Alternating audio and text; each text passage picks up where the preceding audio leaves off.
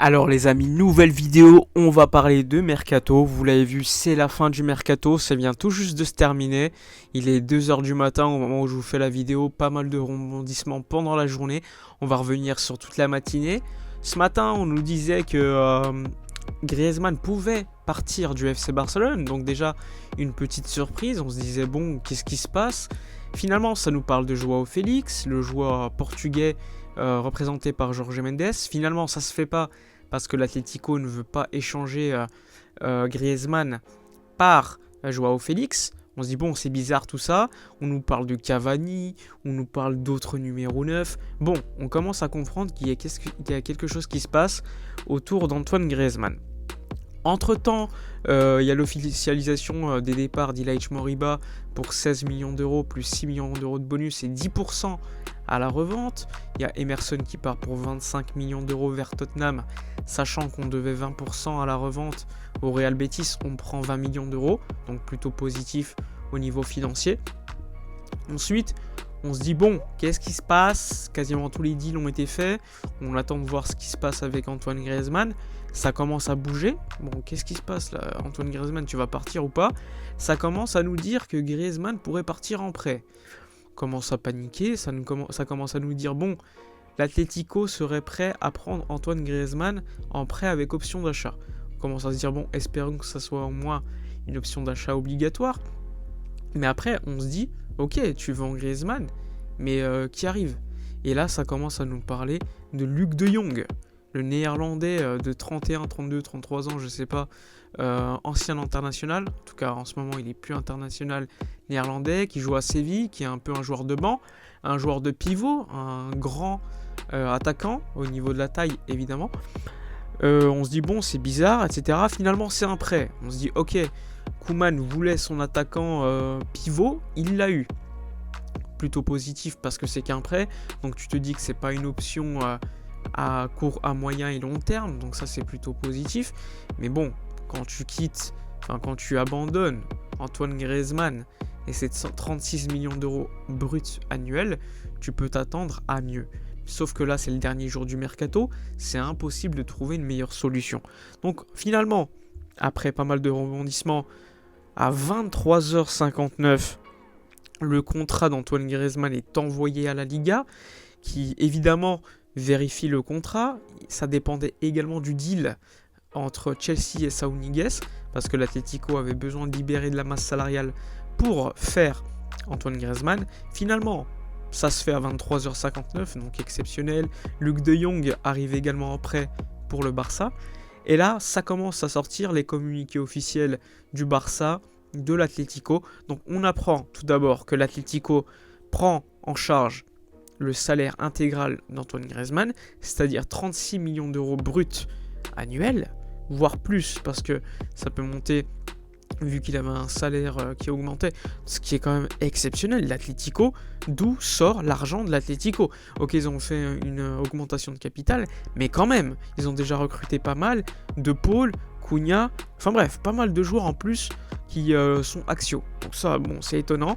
Finalement, c'est un prêt avec une option d'achat obligatoire. Ils peuvent lever l'option d'achat soit à l'été 2022, soit à l'été 2023. Sachant que, comme elle est obligatoire, nous, on s'en fout un peu, même si je préférerais que ça soit l'année prochaine. Mais bon, plus on avance dans le temps, plus le Barça pourrait faire, au niveau comptable, des bénéfices, puisque on aura amorti un peu plus Griezmann plus on avance dans le temps. Au niveau du départ de Griezmann, ça se fait finalement. Le Barça, évidemment, au niveau de l'image, ne sort pas grandi de toute cette histoire parce que tu abandonnes Griezmann et tu recrutes Luc de Jong. Mais d'un autre côté, tu te dis que Griezmann, son histoire au Barça n'a jamais été positive presque. Même s'il faisait des bons matchs de temps en temps, surtout en Copa del Rey, globalement, Griezmann au Barça, c'est un échec. Tu dépenses 135 millions d'euros pour lui. Oui, 135, parce que tu as 120 millions d'euros plus 15 millions d'euros où il fallait payer en indemnité à l'Atlético Madrid parce qu'on avait négocié en mars, alors que c'est interdit. Bon, tu te dis que finalement, il valait pas ce prix. Même si à ce moment-là, tu pouvais te dire que Griezmann, c'était une formidable signature. Finalement, il n'a jamais réussi à s'intégrer au Barça. C'est un joueur très intelligent, mais c'est pas un dribbleur. C'est pas un joueur qui fait la différence individuellement. même s'il est intelligent, c'est plus un joueur de contre. On l'a vu avec l'équipe de France, on l'a vu avec l'Atlético. Donc au niveau sportif, tu peux te dire, ok, Griezmann, tu le perds, ça reste un joueur qualitatif. Mais collectivement, à part faire des tacles à la 40e minute dans ton camp, c'est pas non plus super intéressant offensivement. Évidemment, l'effectif du Barça, évidemment, s'amoindrit au niveau qualitatif. Mais tu te libères d'une grosse masse salariale. Et tu te libères également... tu pourrais récupérer beaucoup d'argent. On parle de 40 millions d'euros, voire 50 millions d'euros pour Antoine Griezmann, sachant qu'il restait quand même à amortir cet été 70 millions d'euros. Mais vu que c'est décalé d'un an, puisque l'option d'achat pourrait être effective l'année prochaine, il restera 48 millions d'euros à amortir l'année prochaine. Donc dans tes chiffres, tu peux être plutôt à l'équilibre. Donc ça, c'est plutôt positif, sachant qu'il lui est resté 3 ans de contrat, c'est-à-dire plus de 120 millions d'euros au niveau de la masse salariale. Donc ça, c'est positif. Donc ça, c'est également un choix économique. C'est peut-être des choix économiques qu'on a fait pour ce mercato, mais à long terme, ça sera peut-être positif pour le Barça. Aujourd'hui, on est tous dégoûtés parce que le mercato, il est pas bon. Ok, le mercato, il est bon juste parce qu'on se débarrasse de certains joueurs. Mais globalement, Umtiti est toujours là, même si vraisemblablement il va baisser son salaire, tout comme Pjanic. Pour moi, ça reste négatif. On perd notre meilleur joueur, on s'est amoindri. Je peux pas être content de ce mercato, mais d'autre côté, je me dis que le travail effectué lors de ce mercato, il aurait dû être fait lors des années précédentes et il n'a jamais été fait. Donc il fallait un mercato où il fallait faire ça, et ça a été ce mercato. Il faudra néanmoins rester compétitif, même si ça va être très compliqué. Tenter quelques opérations en prêt par-ci par-là pour essayer de se renforcer, et pourquoi pas l'année prochaine essayer de se renforcer sportivement. Je sais pas encore, on ne connaît pas de manière globale si le Barça pourra se renforcer vraiment l'année prochaine, mais là tu te rends compte quand même que la masse salariale, elle est vraiment basse. On est passé de peut-être 617 millions d'euros l'année passée, mais tu retires 200 millions d'euros facile, tu retires possiblement, je le rappelle, certains joueurs qui seront en fin de contrat bientôt, qui pourraient également baisser leur salaire.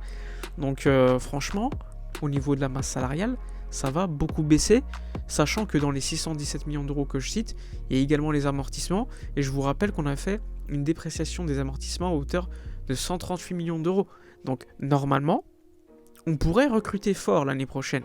Mais après, évidemment, tu as tellement de dettes, peut-être que tu as des paiements qu'on ne connaît pas, tu as des dépenses qu'on ne connaît pas, mais si on se base juste sur l'amortissement restant et sur la masse salariale, tu as quand même beaucoup plus de chances aujourd'hui de recruter de grands joueurs que cet été ou l'année dernière. Il faut être honnête, même si ça va être très compliqué au niveau sportif, on se le dit. L'année prochaine, à voir si Ronald Koeman reste, puisque son contrat se termine l'été prochain. Mais pour l'instant, on va plutôt parler football, parler sportif, parce que le mercato, c'était bien, mais le mercato, c'est fatigant. Et ce qui nous intéresse, c'est surtout le rectangle vert. Enfin bref, j'espère que la vidéo vous aura plu. N'oubliez pas de liker, commenter, partager. Dites-moi dans les commentaires votre avis sur l'essentiel du mercato. Je vous dis à la prochaine et d'ici là, comme d'habitude, portez-vous bien.